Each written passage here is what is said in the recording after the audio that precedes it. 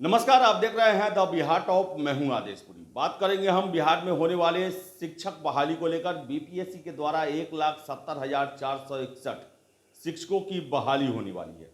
आपको बताएं कि नोटिफिकेशन को लेकर चर्चाएं चल रही थी कि आजकल में आ जाएगा, लेकिन समाचार पत्रों में जो सूचनाएं आई हैं उसके मुताबिक अभी नोटिफिकेशन में देरी होगा।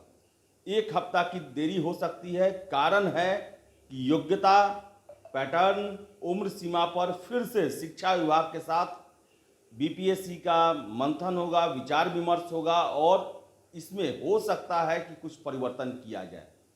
चर्चा होगी, बैठक होगी और बैठक में कुछ ना कुछ निर्णय आएगा। उसके बाद नोटिफिकेशन जारी किया जा सकता है।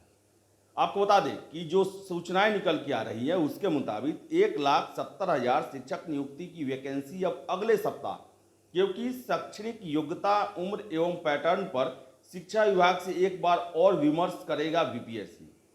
जून में आवेदन लेने के बाद 15 से 30 अगस्त के बीच होगी परीक्षा। नवंबर में रिजल्ट आने के बाद दिसंबर में दिया जाएगा नियुक्ति पत्र। ऐसी बातें अभी निकल के सामने आ रही है और ये भी बातें निकल के आ रही हैं कि नियोजित शिक्षकों को परीक्षा के अंकों में मिल सकती है छूट। बीपीएससी की निगेटिव मार्किंग के पक्ष में शिक्षा विभाग नहीं है।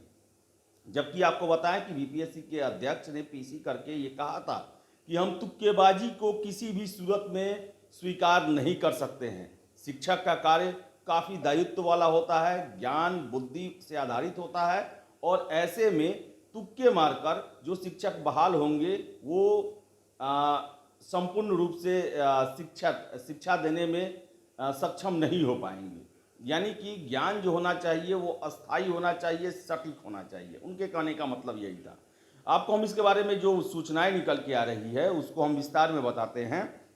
कक्षा 1 से 12 तक 1,70,000 शिक्षकों की भर्ती के लिए अगले सप्ताह ही वैकेंसी जारी हो सकेगी।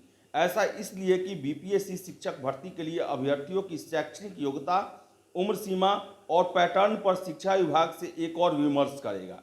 इसके बाद वैकेंसी का प्रारूप बीपीएससी फिर शिक्षा विभाग को भेजेगा।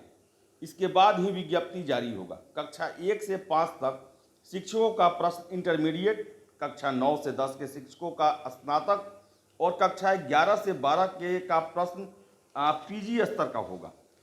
प्राथमिक कक्षा के शिक्षक पद पर आवेदन के लिए अभ्यर्थियों को टीईटी या एसटीईटी पास होना अनिवार्य होगा, जबकि उच्च और उच्चतर माध्यमिक परीक्षा के शिक्षक के लिए एसटीईटी उत्तीर्ण होना जरूरी होगा। उच्च और उच्चतर माध्यमिक स्कूलों में उन विषयों की ही वैकेंसी जारी होगी जिस विषय की 2019 के बाद एसटीईटी हो चुकी है। जून में आवेदन लेने के बाद 15 से 30 अगस्त के बीच में परीक्षा होगी। आपको बता दें कि बीपीएससी की संयुक्त प्रारंभिक परीक्षा में जिस तरह निगेटिव मार्किंग का पैटर्न है, शिक्षक नियुक्ति परीक्षा के लिए वैसा ही पैटर्न तय किया गया है। शिक्षा विभाग निगेटिव मार्किंग के पक्ष में नहीं था। अभी बीपीएससी 2 घंटे में 150 वस्तुनिष्ठ प्रश्न रखने के पक्ष में है, जबकि शिक्षा विभाग 2 घंटे में 100 वस्तुनिष्ठ प्रश्न रखने के पक्ष में था। शिक्षा विभाग क्वालिफाइंग पेपर के पक्ष में नहीं था। वैसे परीक्षा पैटर्न तय करने का अंतिम अधिकार बीपीएससी को है। इसके साथ साथ आपको हम बता दें कि महागठबंधन के दलों की नाराजगी और नियोजित शिक्षकों के आंदोलन को देखते हुए सरकार नियोजित शिक्षकों के लिए परीक्षा में सामान्य अभ्यर्थियों की तुलना में उम्र के साथ अनुभव के आधार पर अंकों में छूट दे सकती है। इसके साथ साथ कक्षा 6 से 8 की नहीं आएगी वैकेंसी, इसके बारे में भी खबरें निकल के आ रही हैं। कक्षा 1 से 5, कक्षा 9 से 10 और कक्षा 11-12 की वैकेंसी आएगी। कक्षा 6 से 8 की वैकेंसी नहीं आएगी। कक्षा 6 से 8 तक शिक्षा विभाग ने 1745 पद रखा था। जिलों में इन कक्षाओं के लिए 35,000 रिक्ति भेजी गई थी।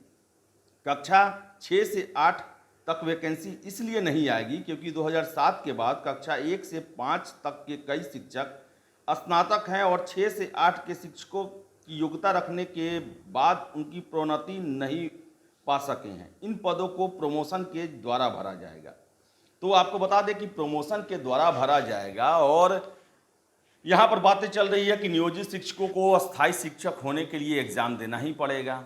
तो 6 से 8 के लिए अलग मानदंड क्यों अपनाया जा रहा है? स्नातक हैं और उन्हें प्रमोशन से भरा जाएगा 6 से 8 के लिए। यानी कि नियोजित शिक्षक ही प्रमोशन करके अस्थायी शिक्षक बनेंगे। तो फिर अन्य कक्षाओं के लिए जो है वो बीपीएससी की परीक्षा पास करना क्यों अनिवार्य किया जा रहा है? ये सबसे बड़ा प्रश्न बन रहा है कि सरकार जो है ये अलग अलग नियम के बारे में क्यों चर्चा कर रहा है। तो आपको बता दें कि नियोजित शिक्षक जो हैं उनका विरोध, उसको सरकार, महागठबंधन में कई दल जो हैं उसको स्वीकार कर रहे हैं कि उनका विरोध जायज़ है। विधायक, पूर्व मुख्यमंत्री जीतन राम मांझी भी उनके पक्ष में आए हैं। ऐसे में सरकार को अपने दलों के बातों को स्वीकार न करना उनके लिए मुश्किल हो रहा है। तो संभावनाएं हैं कि नियोजित शिक्षक के लिए कुछ अंकों का प्रावधान हो।